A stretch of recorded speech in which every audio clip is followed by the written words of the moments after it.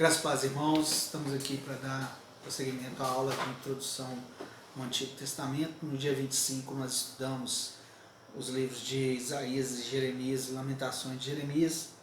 Na semana passada, que foi o dia 1º, nós estudamos Ezequiel e Daniel, concluindo assim os profetas maiores, lembrando, que profetas maiores e menores não significa que um é mais importante do que o outro, simplesmente a quantidade de escrita. Então, ou seja, os profetas maiores é porque eles escreveram mais, eram mais prolixos, vamos dizer assim, e os profetas menores escreveram menos palavras. Então não tem essa qualificação de importância. Hoje estudaremos 6 profetas menores e na próxima semana os últimos 6 para a gente concluir a introdução ao Antigo Testamento. Eu estou no slide de número 4. Gostaria de ressaltar mais uma vez que isso é matéria de prova, os livros proféticos eles estão subdivididos em antes, durante e pós-cativeiro. Lembrando que antes do cativeiro houveram profetas em Judá, em Israel. Os profetas de Judá foram Isaías, Jeremias, com os 2 livros, as Lamentações inclusas, Joel, Obadias, Miqueias, Abacuque e Sofonias, e finalizando com Naum. Para Israel, antes do cativeiro, Amós, Oséias e Jonas. Durante o cativeiro, lembrando que durante o cativeiro só tinha Judá, já não tinha mais Israel, que já havia sido eliminada do mapa.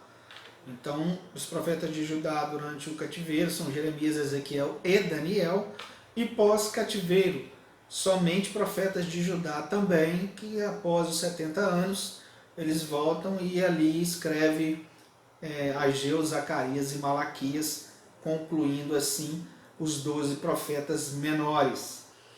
Então estudaremos hoje sobre Oséias. Oséias, como visão panorâmica, ele data aproximadamente do ano 740 a.C. O autor, obviamente, é o próprio Oséias. O local é nos reinos do norte, é Israel, como a gente viu no slide anterior, e o alvo é mostrar o pecado do povo de Israel. O versículo-chave é o 1 do capítulo 3, que diz assim: E o Senhor me disse, vai outra vez, ama uma mulher amada de seu amigo e adúltera, como o Senhor ama os filhos de Israel, embora eles olhem para os outros deuses e amem os bolos de uvas. Então Deus está querendo ensinar o perdão, que apesar do adultério, do erro da nação de Israel, ele ia perdoar. O autor, no slide de número 7, de acordo com o primeiro versículo, a carreira profética de Oséias durou aproximadamente 40 anos. Ele começou durante o reinado de Jeroboão II, que reinou em Israel, e o reino do norte, junto com Jeoás, de 793 a 782 a.C., depois sozinho até 753 a.C. O ministério de Oséias terminou durante o reinado de Ezequias, que reinou em Judá de 716 a 686 a.C. Lembrando que no ano 723 a.C. acontece a invasão às tribos do norte pelo rei Salmaneser da Síria e dizima os reinos do norte, passando a ter, depois disso, somente as 2 tribos do sul, a saber, Judá e Benjamim. Embora não tenha negligenciado Judá, suas mensagens eram dirigidas principalmente ao reino do norte, Israel chamado com mais frequência de Efraim e representado pela cidade de Samaria. Então, ele não negligenciou Judá, mas ele falou mais fortemente para o norte. Aparentemente viveu e ministrou em Samaria e seus arredores, e no mínimo deve ter mudado para Jerusalém quando Samaria caiu nas mãos dos assírios entre 722 e 723 a.C. Isso a gente encontra em 2 Reis, no capítulo 17. Depois você pode confirmar lá. Como mensagem e propósito, ele vai falar de acusação. Rejeitaram as exigências fundamentais do pacto, bondade e fidelidade, rejeitando o conhecimento de Deus e sua lei, se envolveram em idolatria e prostituição cultural e ainda confiaram em recursos humanos, reis, príncipes, guerreiros e alianças. Em vez de confiar em Deus, cometiam assassinatos, roubos, mentiras e opressão aos indefesos. Então, Deus usa Oséias para acusar a nação de Israel que eles estavam cometendo vários delitos. Além disso, ele instrui, o Senhor ordenou que parassem com essa promiscuidade, idolatria e iniquidade. Ainda tem uma mensagem de juízo. Israel sofria porque o Senhor os abandonara e viria mais disciplina ainda, domínio estrangeiro, exílio, destruição, desolação e morte. 722, 723 a.C., aliás, 723 a 722 a.C., acontece a desolação, a destruição e a morte ali do Reino do Norte. A esperança lembrou da graça e do amor do Senhor ao fazer deles um povo abençoado no passado, com seu cuidado atencioso e paciente e com sua provisão abundante. Então essas são as mensagens. Deus falando através do profeta Oséias para aquela nação, né? E falando forte, falando duro. Como contribuição à Bíblia, Oséias comparou o relacionamento entre Deus e seu povo ao relacionamento entre marido e mulher, traçando um paralelo entre a infidelidade espiritual e a infidelidade conjugal. Vejam que há uma figura de linguagem aqui para ensinar o povo através, né, do relacionamento de Oséias com Gomer, ensinando o povo que eles, assim como Gomer havia sido infiel para com Oséias, o povo tinha sido infiel para com Deus. A Bíblia, ela é muito clara em seu código moral quando diz que o ato sexual só pode ocorrer de maneira legítima no contexto do casamento. Portanto, a figura de casamento e sexo, relacionamento puramente exclusivo e que não permite rivais, é a figura ideal do relacionamento entre Deus e seu povo. Ou seja, não pode haver adultério. Eu não posso me adulterar. E aqui o adultério é uma figura de linguagem. Como a mulher tem que ser fiel ao marido e o marido fiel à mulher, nós também temos que ser fiéis a Deus. Porque a fidelidade dele está sobre nós. Como cônjuge, Deus está profundamente envolvido em nossas vidas e sofre quando seguimos nosso próprio caminho. Veja que contribuição forte para as nossas vidas. E, por último, ao comprar a liberdade de Gomer, Oséias apontou para o amor de Deus expresso de maneira perfeita em Cristo, que comprou a liberdade de sua noiva, a igreja, com sua própria vida. Nós acabamos, né, de entender isso, porque, aliás, nós precisamos de entender isso, precisamos de entender isso, porque o sacrifício de Cristo é perfeito para as nossas vidas, e Ele expressa esse amor por nós. Como curiosidade, naquela época as meretrizes eram prostitutas comuns, enquanto as prostitutas cultuais eram as mulheres que atuavam nos santuários como parceiras dos homens nas atividades sexuais que faziam parte do ritual religioso. Então havia dois tipos de prostitutas e eles são tratados nesse livro, né?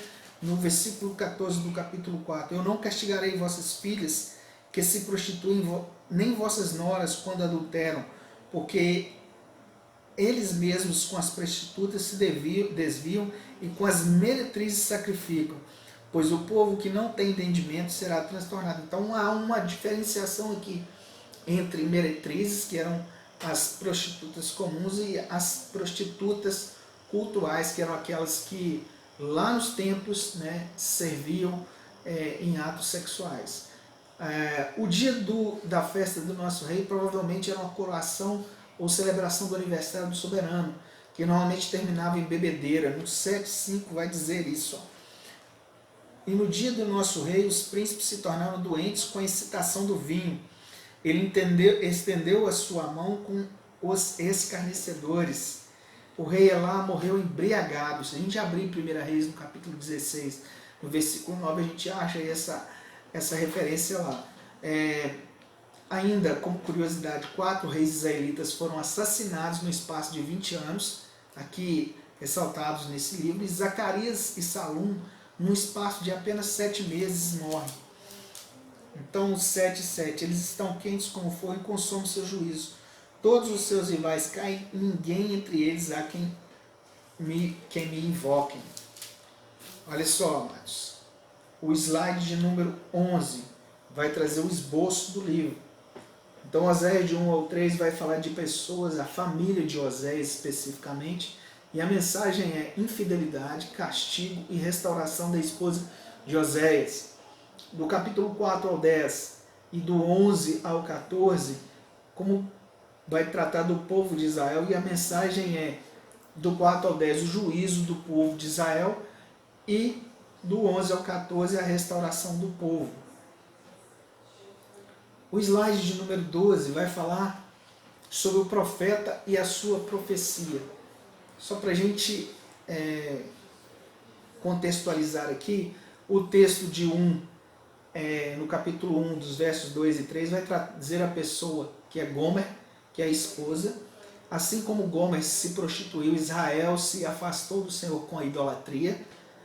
Depois, no versículo 4, vai falar de Jezreel, que é um filho, que o nome significa Deus semeia, uma profecia que indicava o juízo do cativeiro, ou seja, Deus ia espalhar o povo, como se semeasse o povo, jogasse o povo fora dali. No capítulo 6, do versículo 1, vai falar de Loruama, que significa desfavorecida, e a mensagem que traz com essa filha, que é um nome indicava a falta de demonstração de compaixão que seria refletida no sofrimento de Israel pela disciplina do seu pecado. E o versículo 9 do capítulo 1 vai falar de Loame, que é não meu povo, o significado. Então essa criança simbolizava a rejeição da aliança por parte de Israel. Concluímos o livro de Oséias, agora vamos para o profeta Joel. O profeta Joel, com visão panorâmica, ele escreveu aproximadamente em 835 a.C. O local que ele escreve é para o reino de Judá. O alvo é anunciar o dia do Senhor ao povo de Judá. E o versículo-chave é o versículo 28 do capítulo 2, que vai trazer-nos uma promessa. E há de ser que depois derramarei o meu espírito sobre toda a carne, e os vossos filhos e vossas filhas profetizarão, e os vossos velhos terão sonhos, e os vossos jovens terão visões. Uma promessa da efusão do Espírito Santo. O autor é Joel, que significa Yahvé é Deus, e é identificado como filho de Petuel. O livro não fornece outras informações biográficas de Joel, além do nome de seu pai. Sempre foi difícil datar esse livro, e fazer isso envolve principalmente hipóteses. Isso é interessante. As sugestões variam muito, indo desde o início de Israel pré-monárquico ao período pós-exílio, e chegando às vezes até o período helenístico. Então, é muito difícil estabelecermos a data de Joel.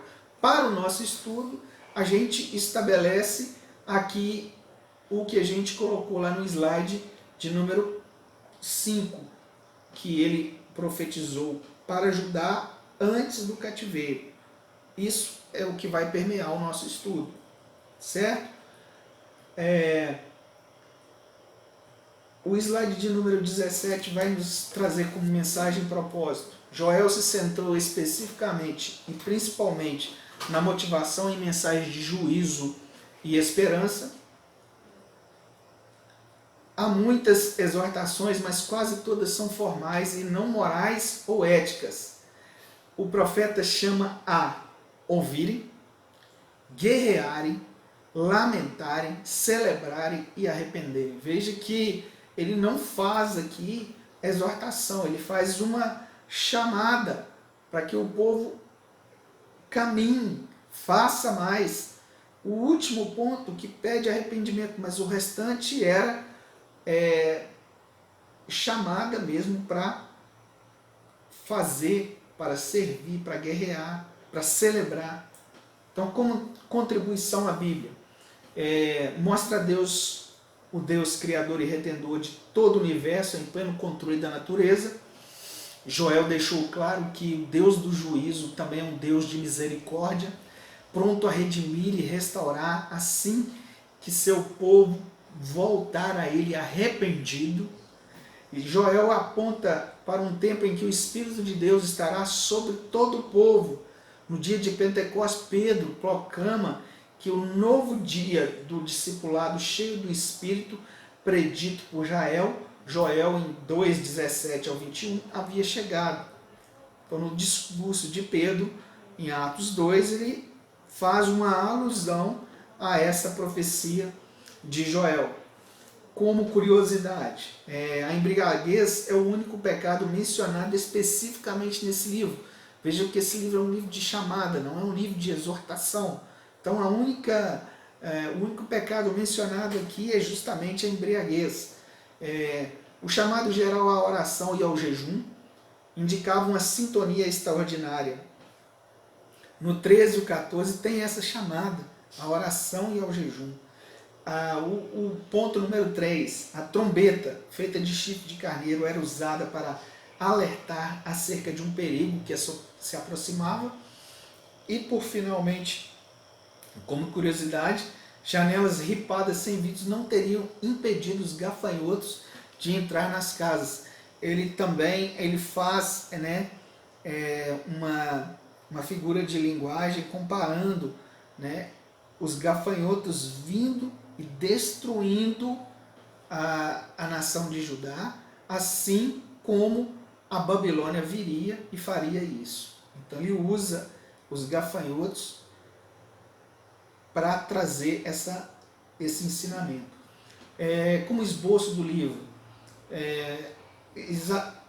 o ponto primeiro, que Joel fala, a necessidade de arrependimento, que está do 1 ao 2:17, ele faz um anúncio do julgamento, a reação esperada em relação ao anúncio, ele faz uma descrição do julgamento e os meios do julgamento.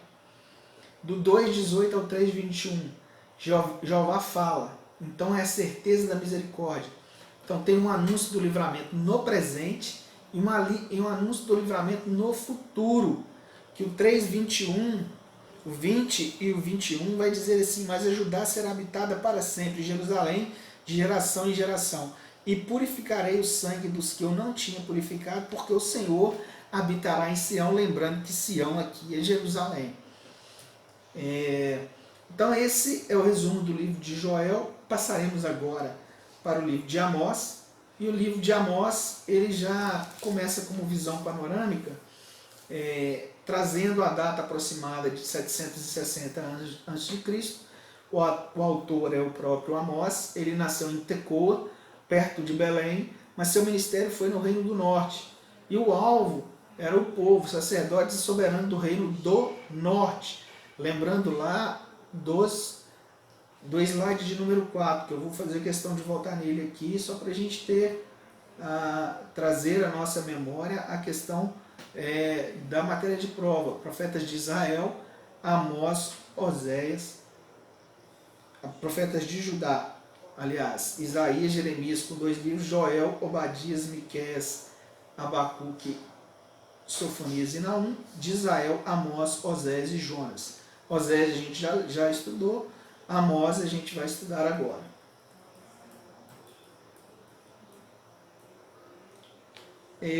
O versículo-chave é o versículo 22 do capítulo 5, que vai trazer uma ideia de juízo de Deus para as nossas vidas.